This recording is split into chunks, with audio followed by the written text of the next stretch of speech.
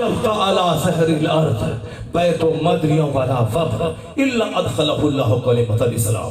कोई पक्का कच्चा घर नहीं बचेगा मगर अल्लाह इस्लाम का कलमा दाखिल फरमा देगा। ये हुजूर ने कहा है, मिशकात की हदीस है, हुजूर सच्चे, हुजूर की सारी बातें सच्ची। 1400 साल में सारी बात सच साबित हुई है, इसलिए ये बात भी सच साबित होकर रहेगी कि दुनिया में एक मजहब इस्लाम होगा और एक मसलक के अहले सुन्नत व जमात रहेगा।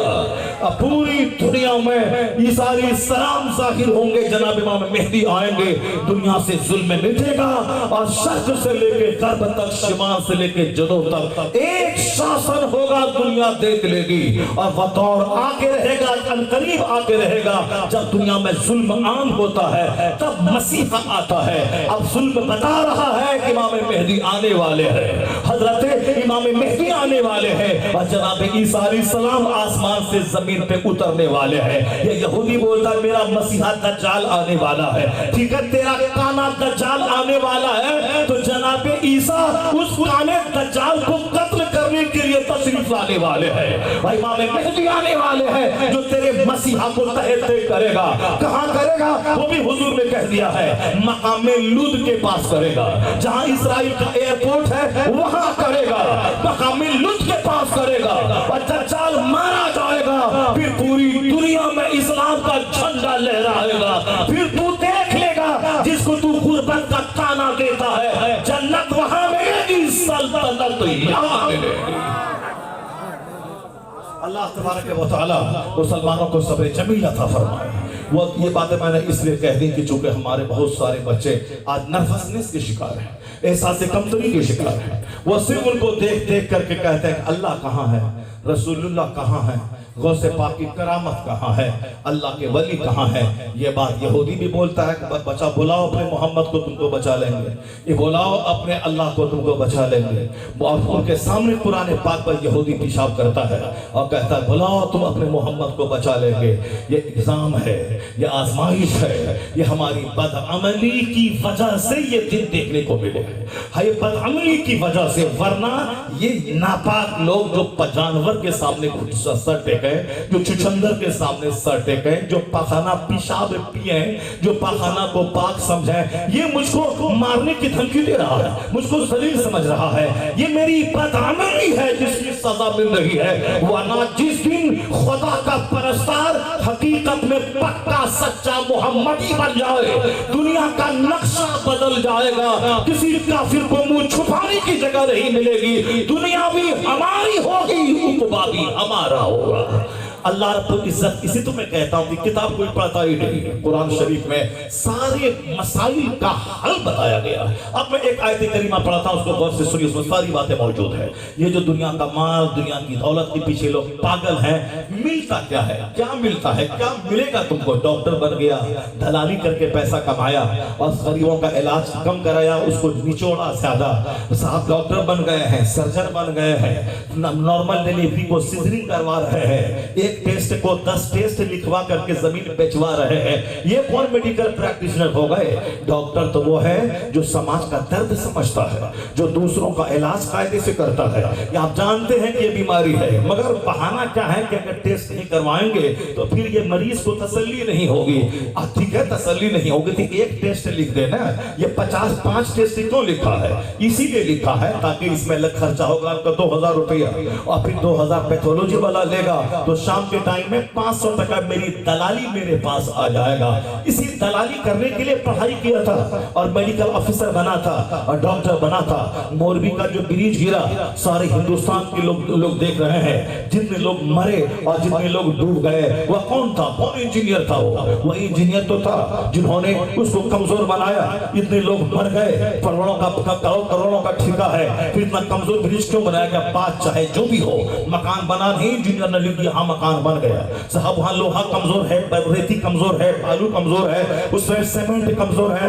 لکھ دیا کہ ہائی کلاس, ہائی کوالٹی کا راڈ, ہائی کوالٹی کا سیمنٹ استعمال کیا گیا ہے. تو 4-10-20 سال کے بعد اسکول کا بھون گر رہا ہے. یہ انجینئر صاحب ہے, دلالی کر کے کھا رہا ہے. راجستھان کے جودھپور میں کروڑوں کا گھر بنایا کون؟ وہ 50,000 مہینہ کمانے والا انجینئر. 50,000 کمانے والا, وہ تو سر ڈھانپتا ہے پیر کھلتا ہے, اور پیر ڈھانپتا ہے سر کھلتا ہے. یہ 2-4 کروڑ کا گھر کہاں سے بنا لے گا؟ وہ وہی تنخواہ بظاہر ہے 50,000, اور انڈر ٹیبل جو کمائی ہوتی ہے وہ کمائی ٹھیکیداروں سے, دلالی کو, وہ کمائی ہے کروڑوں کی, اور کروڑوں کی وہ کما کر کے گھر بنایا. مسلمان کہلاتا تھا, جمعہ کی نماز پڑھنے نہیں جاتا تھا, چونکہ مسلمانوں کو جو مال دولت کا غلام بن جاتا ہے اس کا ایمان بھی ڈیمیج ہو جاتا ہے. وہ بھی کہتا ہے مسلمان یہ غریب ہے, ہم پیسہ والے ہیں. یہ غریب نمازی بولتا ہے کہ ہمارے ایمان ہے تو کیوں غریب ہے, کیوں پریشان ہے, کیوں کرائے کے گھر میں رہتا ہے, اور ہم بے ایمان ہیں, بے نمازی ہیں تو محل میں رہ رہے ہیں. ہم بے نماز ہیں, بے نمازی ہیں, بے ایمان ہیں تو ہم گھروں میں کھیل رہے ہیں.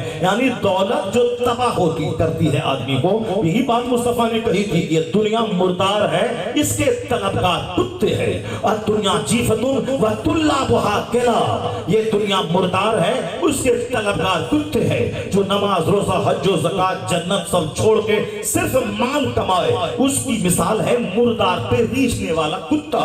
مری ہوئی بکری کو کوئی آدمی نہیں کھاتا ہے, کتا کھاتا ہے. اس لیے حدیث میں آیا یہ دنیا مردار کے مانند ہے اور اس کے طلبگار کتے ہیں. یہ دنیا اگر سونے کا گھر کسی کو مل بھی جائے تو بھی وہ رہے گا چند دن, اور دائمی گھر تو وہاں ہے. اس دائمی آرام کو ٹھکرا کے اس مردار پہ ریچھنے والا, اسی کو کہا گیا کتا ہے, جو آخرت کو دماغ سے ہٹا کے صرف دنیا پہ ریچھے.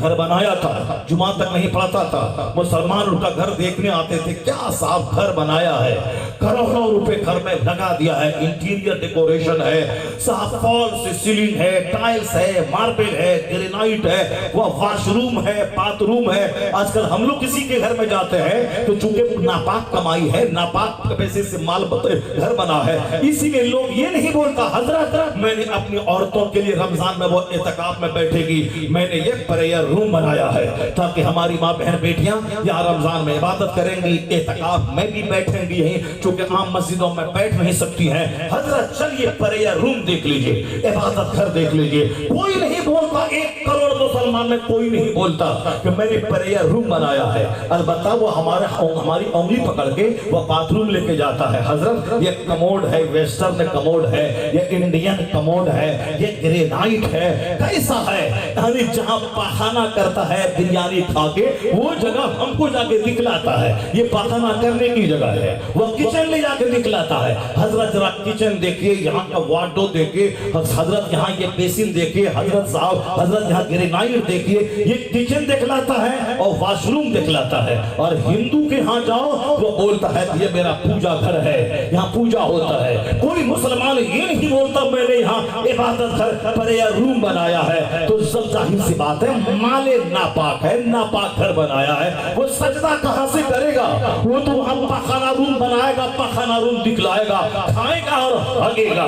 عبادت کرنے کے لیے کون گھر بناتا ہے؟ وہی جس کا مال حلال کا ہو, جس کی سوچ پاکیزہ ہو, جو دیندار ہو, جس کی نظر آخرت کو ہو, جس کے گھر کی ماں بہن بیٹیاں پردے میں رہ کر قمیضیں پاک پر بن رہی ہو. یہاں یہ بھی اجڑا ہے, اس کی بیٹی بھی اجڑی ہے, کروڑوں کا گھر بن گیا ہے. یہ موبائل 1 لاکھ کا خرید لیا ہے, آئی فون, اس میں چیٹنگ کر رہا ہے. یہ جوان دوسروں کی بیٹی سے چیٹنگ کر رہا ہے, اس کی بیوی دوسرے مردوں سے چیٹنگ کر رہی ہے, اس کا جوان بیٹا دوسری گرل فرینڈ سے چیٹنگ کر رہا ہے, اس کی جوان بیٹی وہ دوسرے بوائے فرینڈ سے چیٹنگ کر رہی ہے. ارے یہ 13 کروڑوں کا گھر بنا ہے, یہ تمہاری کا کوٹا ہے. تمہاری بیٹی ادھر, تمہارا بیٹا ادھر, تم ادھر, تمہاری بیوی ادھر. یہ گھر بنایا ہے, یہ تمہاری کا کوٹا ہے. یہ مال حرام سے سوچ ناپاک ہوتی ہے, کردار ناپاک ہوتا ہے, آنے والی نسل ناپاک پیدا ہوتی ہے. قدرت کا قانون ہے, جب باپ ہو علی اور ماں ہو فاطمہ, جو رات بھر سجدہ اور دن میں جہاد اور کوئی شکوہ نہیں, دن بھر عبادت رات بھر سجدہ,